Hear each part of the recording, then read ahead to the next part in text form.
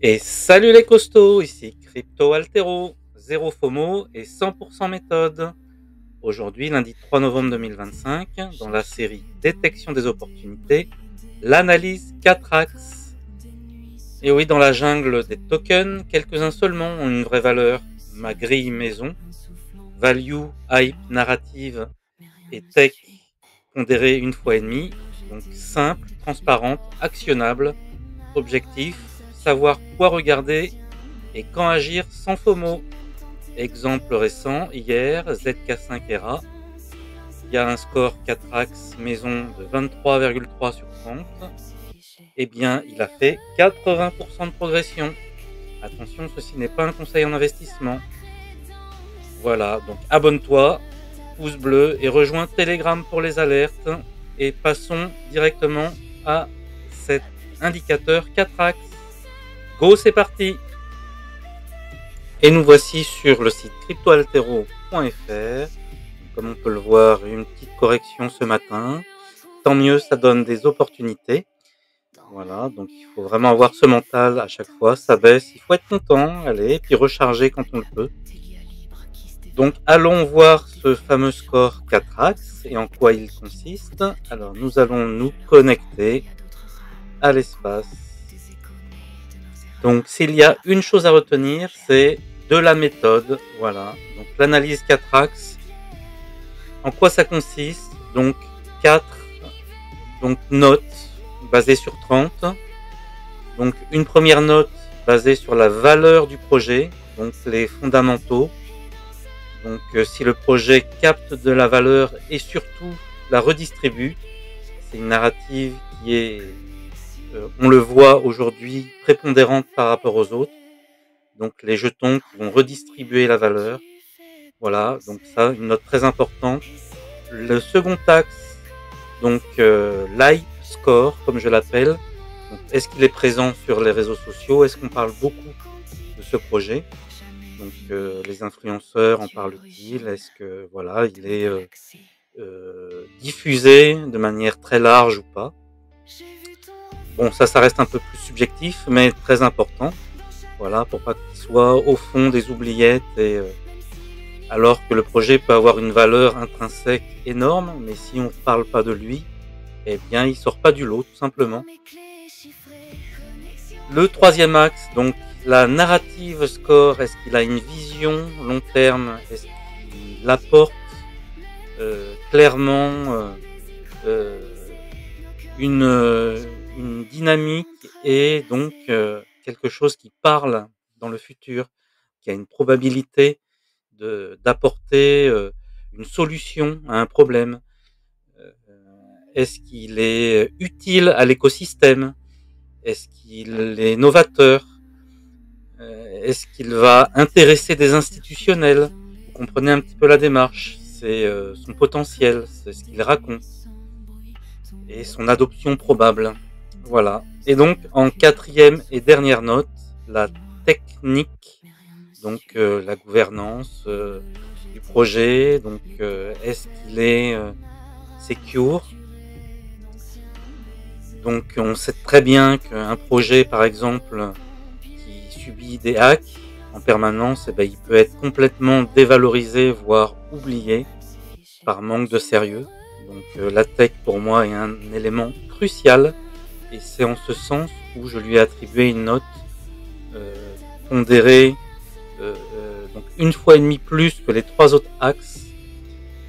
Et donc tout ça combiné, donc ça me donne un score 4 axes sur 30.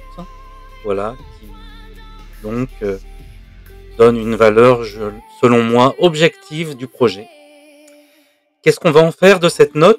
Et donc j'en ai fait, j'ai noté environ 110 projets au jour d'aujourd'hui, et j'en rajoute régulièrement. Voilà. Et à quoi ça va nous servir concrètement? Eh ben, pour élaborer un portefeuille, on va se servir de cette note, une note qui est supérieure à 23, on va dire que ce sont des fondations, et donc on peut lui attribuer, lui donner une allocation entre 50 et 70% de son portefeuille global. Un levier narratif, donc un score entre 19 et 23, eh bien, ça peut être un bon levier, donc, comme je le nomme, donc plus risqué, mais avec des opportunités plus grandes. Voilà, donc on va lui en attribuer à notre portefeuille entre 20 et 35%. Et puis ensuite, ça devient risqué, donc avec une volatilité beaucoup plus importante. Donc ceux qui sont, on va dire, entre 16 et 19, donc à attribuer avec donc prudence, donc une allocation, vous voyez, pour ceux qui sont entre 16 et 19, entre 5 et 15%, et puis ceux d'en dessous, entre 0 et 5%, les paniers à crabes, comme je les évite, comme je les nomme, voilà, pardon. Voilà, donc c'est une méthodologie très simple pour être prudent sur son allocation d'actifs. Et donc, sans plus attendre, je vais vous donner donc quelques exemples. Vous voyez, donc le listing qui est en temps réel. Donc vous voyez que Bitcoin a un score presque parfait, hein. Donc c'est l'or numérique, celui pour qui on doit attribuer le plus donc d'allocation de parts dans son portefeuille global, voilà. Et donc je reviens par exemple sur l'exemple de ZK5 ERA, donc qui donc hier a fait 80%, donc un score que je lui avais attribué de 23,33 sur 30. Alors attention, hein, donc pour passer à l'action, moi ce que je vous recommande, donc ce score 4Ax là que je mets à disposition des abonnés, donc c'est un filtre en fait pour détecter des jetons donc à fort potentiel. Ça ne doit pas être un signal d'achat. Donc vous voyez un score supérieur à 20, c'est pas pour autant qu'il faut lui en attribuer, qu'il faut en prendre 50% de votre portefeuille, loin de là.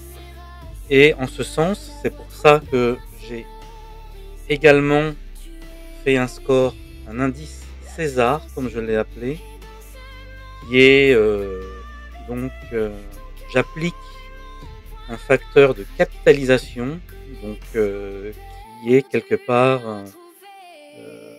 donc un indicateur d'adoption mondiale du projet.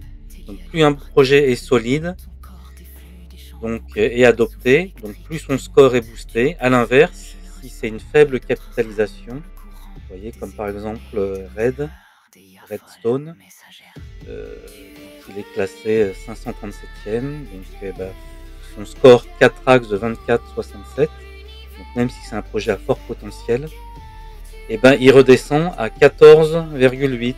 Donc, grosso modo, vous en attribuez que, comme on l'a vu tout à l'heure, entre 0 et 5% de votre portefeuille global. Vous voyez un peu l'idée?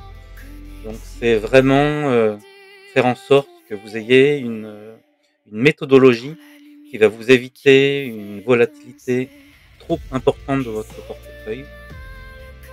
Voilà, donc avec ça, vous avez toutes les clés.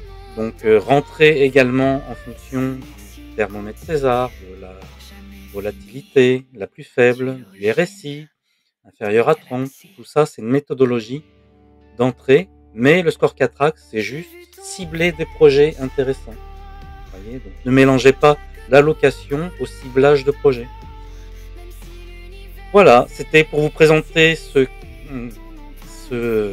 note 4Ax, qui est donc un indicateur anti-FOMO et surtout lié au ciblage de cryptoactifs. Aujourd'hui, vous avez des milliers et des milliers de tokens qui sortent tous les jours. Je ne parle pas même du phénomène Fun.fun, et des milliers de jetons qui ne servent à rien. Donc, à vos risques et périls si vous vous lancez dans l'achat de ce genre de jetons. Moi, ici, l'approche est méthodique et bien réglée, donc anti-FOMO. Donc, n'hésitez pas donc à utiliser le compte démo si vous voulez pas créer de compte.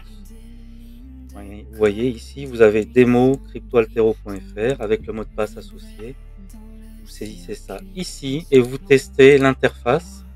Vous voulez un peu plus de fonctionnalités, créez votre propre compte. Donc tout est crypté dans l'interface, aucune donnée n'est envoyée à des tiers.